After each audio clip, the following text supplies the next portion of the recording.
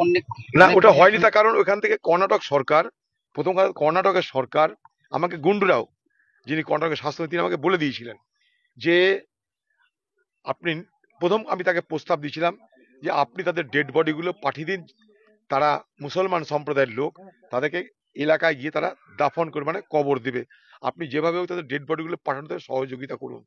গুন্ডুরার সঙ্গে আমার চেনা জানা ছিল, কারণ আমিও কংগ্রেসের লোক, সরকার কংগ্রেসের, সেখানকার স্বাস্থ্যমন্ত্রী সেও কংগ্রেস, বলে চেনা জানা ছিল একটা আমার।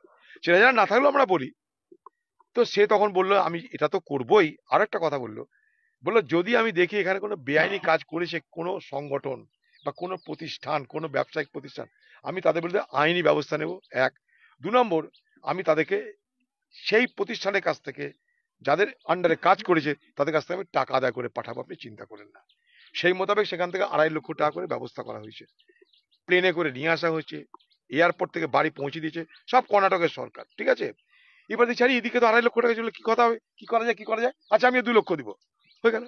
এখানে তো এইটাই হয়, আর কোথাও দেয় না, এখানে যেহেতু চাপে পড়ে চাকরি দিচ্ছে, আর কোথাও চাকরির কথা বলে না, হুঁকে পড়ে চাকরির কথা বলছে, চাপে পড়ে বাপ বলছে, কি করবো না। কিন্তু আমরা আবার বলছি চাকরি দিন, চাকরি তাদের দেওয়া অবশ্যই দরকার, কিন্তু কথা হচ্ছে যে এমন একটা চাকরি দিন যাতে সেখানে তারা সম্মানের সঙ্গে রোজগার করতে পারে।